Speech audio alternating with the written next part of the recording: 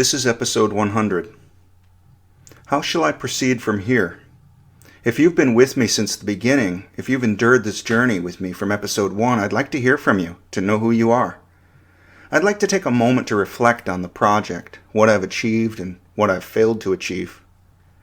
In the first episode, I set out to put the puzzle of consciousness together, at least to assemble the basic pieces which are scattered about the library of human thought and evidence. From where we stand, 100 episodes out, we've assembled quite a few. Here before us there are 100 puzzle pieces or so, some which are essential to the final image and some which belong to a different puzzle. Some of the pieces have clicked together and others remain alone, their positions in the picture still undetermined. So I've achieved the collection of ideas and resources necessary to write 100 distinct essays on consciousness. I've read a lot of books and peer-reviewed papers. I've listened to a lot of podcasts. I've reflected on those, and I think I've shared a few truly original thoughts, too. I know more now than I did at the beginning. My thoughts are clearer. One thing I have decidedly not achieved is great podcasting skills. I realize now that I've been writing this podcast for myself, for the ideal listener who knows what I know and has the background that I have. I have presented ideas in quick succession, too quick, I think. If I were listening to a podcast like this on a topic that was outside of my expertise, I might not be able to follow it. To be sure, I would get some of it, but I would miss a lot. I have delivered the product for which I am the consumer, and that has been fruitful, for me, if not for you. It's like a journal, the entries of which are meant for me to return to, but not intended to be a medium of communication. I'm starting to explore ways that I can improve upon this model and deliver a better, more educational product. But for today, for episode 100, it's more of the same. If you haven't liked the other episodes, you won't like this one. But if you have, thank you for sticking by me. I'm no great broadcaster, just an adventurous mind trying to figure out what in the hell I am. I hope today's discussion is an interesting one. American primary education fails entirely on philosophy, and even more so on Eastern philosophy, so I have very sparse exposure to Buddhism, for example. I read the Daodejing when I was a teenager. I remember really liking it. Come to think of it, that was during the period when I was considering pursuing a major in comparative religion. It's interesting how much philosophy and religion seem to be intermixed in the Far East. Alan Watts was a British philosopher and writer who first popularized Eastern traditions like Buddhism and Taoism for audiences in the West. You can find some of his recorded lectures online. The following is a brief excerpt from one of those. Alan Watts said, quote, "It is absolutely fundamental that anything that there is, whatever we can say that something exists, existence is a function of relationship. Motion itself is a function of relationship. For example, forgive me if you've heard this one before, but it's a very important basic lesson. If there is only one object, one small ball in the middle of endless space, nobody knows whether it is moving because you can't tell whether it is approaching anything or whether it's going away from anything because there is nothing else. So in that state of affairs, no motion exists. But if we introduce a second ball into the picture, and the two either come towards each other or go away from each other, then we can say that both of them, or either of them, is in motion. We can't decide which is the one that's doing the moving, because it could be one, could be the other. Now we will put 3 balls into space, and we find 2 of them staying together and the other one going away. Now it's up to the 2 of them to decide whether the other one is going away from them, or they are going away from the other, because 2 is a majority in this case, and the vote always, of course, goes to the majority. The universe being basically a democratic organization. And so it goes. Now once you've got that, you can see that motion is a form of relationship. All right, well let me put it in another way. Energy is a form of relationship. If the universe is basically a play of energy, then you can say energy and relationship go together. Now what is this saying? This is saying that being, existence itself, is relationship, unquote. Admittedly, this sounds much better with a slow British delivery. In any case, I find his description of the physical universe in terms of motion and energy to be correct. He says that energy is a form of relationship. This makes sense, because if the whole universe had a uniform level of energy at all points, this would be indistinguishable from having zero energy. The baseline energy of space would be that amount, which is the same as zero unless it is being compared to something else, another universe perhaps. We tend to describe space in terms of dimensions, normally 3 dimensions, because we can use 3 points to locate any position, given an appropriate measuring device. In geometry, we do this with x, y, and z, and we connect points together into lines and figures which we can describe in terms of one another. 2 lines might be parallel, for example. It cannot be said that a line by itself is or is not parallel. Being parallel is a condition of relationship between 2 or more lines. It is my contention that the human mind is constructed of such geometrical relationships. What I mean to suggest is that the contents of consciousness are related to one another in a real physical way. The contents do not exist independently of the mind. They are relationships among constituents of a unified mind. This is why I'm not a dualist, even though I often speak in terms that sound dualistic. Let me explain. Let's have a coordinate plane with x and y dimensions, just those 2. Let's place a line passing through 2 points and then add a second line through 2 other points, such that we get 2 parallel lines. There are only 2 lines on the plane and they are parallel, so they do not intersect. And if they were extended infinitely out in both directions, they would never intersect either. That's all there is, 2 parallel lines. What folly would it be to seek the parallelness in the absence of the lines? It would be inane to be a geometrical dualist, in this sense, to suggest that there are figures, and then there are separate essences which adhere to those figures and confer properties like parallelness. It isn't necessary to do so. Parallelness is not something in addition to the lines which have it. Likewise, there are the dynamics of the brain which give rise to conscious experiences. Consciousness, by analogy, is the parallelness. It doesn't exist in addition to the dynamics of the brain. The contents of consciousness are relational properties within those dynamics. At least that is my claim. When Alan Watts says that existence itself is relationship, I think he's right. The 4 forces of nature, the strong and weak nuclear forces, gravity and electromagnetism, are descriptions of the relationships. Come to think of it, I remember Joe Rogan frustrating Neil deGrasse Tyson on his show by asking too many questions about gravity. If I remember correctly, Tyson was trying to explain that gravity is the warping of space-time as a fundamental definition. Rogan was asking him why gravity does this. It's kind of a subtle point that Tyson was making, and it is reminiscent of dualistic thinking with regard to consciousness. Gravity is something which occurs in relation to mass. Without mass, there is no gravity. Gravity is not something in addition to the mass and the space-time in which it occurs. It is a relationship between mass and space-time. Like parallelness is the relationship between lines on a plane, gravity is not a thing on its own any more than parallelness is a thing on its own. Gravity is not doing anything. Rather, there is something which occurs in a certain way, and we call that occurrence gravity. The phenomenon exists, but it isn't a thing. Alan Watts says that existence is a relationship. This suggests, and I think it true, that even what we call matter is not a thing, but a relationship. As we break down the world of matter into atoms in the hopes of finding the thing at its base, we find elements such as mercury and helium and so on, which describe the kinds of material that there are in the universe. Take a good long look at a periodic table of elements, though. What is this table? Is it a list of distinct things?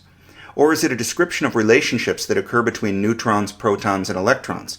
It's rather like a list of geometric shapes. If you take 3 points and connect them with lines, you get a triangle. Triangles have certain properties. If you connect 4 points, you might get a trapezoid or a rectangle. These shapes have certain properties, but they all occur in the relationship between lines and points on a plane. Likewise, the elements are all composed of these subatomic particles arranged as they do in nature. What are these subatomic particles, then? Well, don't look too closely, or you might notice that they are not particles after all. The electron is not, after all, a tiny little granule zipping around in orbit. Even the electron is a relationship rather than a material thing. So all matter seems to evaporate into relationships. The relationships, as it turns out, are the real thing which can be said to exist. The question is not, how does something come from nothing? Instead, it must be, how can nothing be arranged into relationships? Mysterious, yes, but closer to the truth. We can reason that there must be some kind of medium, some kind of space-time fabric composed of some kind of potential. There is not truly nothing, but one thing, perhaps, one fundamental unity or field which is expressed in the form of matter and energy, motion over time, waves and particles. What thoughts can we give to consciousness upon this basis? The following is from my 2021 paper called The Temporally-Integrated Causality Landscape, Reconciling Neuroscientific Theories with the Phenomenology of Consciousness. I wrote, quote, "The brain is a material structure composed of interconnected neurons. Subcellular components such as axons, dendrites, and pre- and postsynaptic specializations are subject to local causal influences. An important clarification is needed in order to advance the scientific search for consciousness in terms of fundamental physics. Causality requires force. We tend to discuss neuronal function in terms of the movement of charged particles and the interactions of molecules. For example, we understand that sodium, potassium, and chloride ions moving across the cell membrane are responsible for the polarization and depolarization of the cell. We know that ion movement across the lipid bilayer requires protein channels, such as voltage-gated sodium channels. However, less discussed in the context of neuronal function is the fundamental force by means of which ions make a difference, namely the electromagnetic force, Lorentz force. There are four fundamental forces in physics: the strong force and the weak force, which govern interactions within the atom, the gravitational force, and EM. Ions, biomolecules, and other material substances composed of atoms exhibit direct causality upon one another by means of EM forces. Thus, the TICL suggests that the temporally integrated causality of the system and its subsystems refers to a complex arrangement of electromagnetic fields.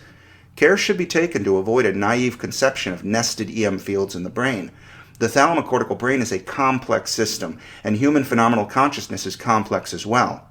Ultimately, we should expect simple fundamental principles to underlie consciousness as a phenomenon in the universe. Thus, the study of human consciousness by experimentation poses challenges for deriving those principles. The brain is essentially an EM field system, so the physical measurements we make will inevitably involve the interactions of the EM field. This is the same for all neuroscientific theories. However, TIC becomes formulated in terms of fundamental physics. Its empirical verification will be achieved through measurements of EM field properties at a spatial and temporal resolution appropriate to the system and its subsystems. It would be a mistake to overcommit to a physical formulation of the TICL too early in its theoretical development. Without a doubt, this presents a limitation for distinguishing among frameworks by experimentation. But the purpose of this work is not to describe the winning theory in a competition. The purpose is to advance our theoretical understanding of consciousness and to be positively influential in the collaborative process of discovery." Unquote. The question is not, how does consciousness emerge from the material brain? The question is, how could material be arranged such that it is like something to be in that arrangement? Clearly it can, because I exist and you exist. But for Christ's sake, the conscious mind is not a thing which exists in addition to that arrangement. It is a relationship which occurs among the constituents of the arrangement. When I note that I am not the same thing as Jesse, when I note that I am the mind of Jesse, I am admitting that I do not exist as a thing. I am not a thing, but a relationship composed of relationships. I am the unification of nested relationships which occurs at a particular locus in space and time. As that unification does not occur at all times and at all places, it is necessarily subjective. Look around the room, or out upon the street. Do you wonder why you can't see inside another room, or see the location as it was 1,000,000 years ago? You do not wonder that. Your point of view is situated in time and space, with proximity to some things and distance from others. Where are the photons which express the shape of dinosaurs upon my back lawn? Have they disappeared? They exist, but they're not here with me, falling now upon my retina. The contents of consciousness are composed of something here and now, an informational landscape for me to overlook, laundered from the world signals into neural dynamics. I am the experiencing of those dynamics. There is a relationship between me and my contents. Neither myself nor the contents exist without each other. I'm not a thing, and they are not things. The thing is that which obtains in their relation. I'll share with you a few excerpts from the Daodejing which pertain to the idea of substance and nothingness. This is from chapter 6. The spirit of emptiness is immortal. It is called the Great Mother because it gives birth to heaven and earth. From chapter 11. 30 spokes are joined together in a wheel, but it is the center hole that allows the wheel to function. We mold clay into a pot, but it is the emptiness inside that makes the vessel useful. We fashion wood for a house, but it is the emptiness inside that makes it livable. We work with the substantial, but the emptiness is what we use. From chapter 40. All movement returns to the Tao. Weakness is how the Tao works. All of creation is born from substance. Substance is born of nothingness. And from chapter 73. The Tao of the universe does not compete, yet wins, does not speak, yet responds, does not command, yet is obeyed, and does not act, but is good at directing. The nets of heaven are wide, but nothing escapes its grasp. There is undeniable beauty in these passages, and a good measure of truth. These words, heaven and the Great Mother and the Tao, can all be understood in perfectly natural terms, and I think this is the way that they were intended. Substance is born of nothingness. That sums the universe up quite nicely. When I think about consciousness as that which unifies contents, I can think of no better analogy than to a vessel. Nobody complains that we are acting dualistically when we use a cup. There is the object made of porcelain or whatever. Then there is the function, which is to contain and hold. The neural correlates of consciousness are the vessel. The space inside is the mind. And the water which fills the space is the content. Each of us is trapped inside our own vessel, sensing only the motions of the water. All the world outside is an inference.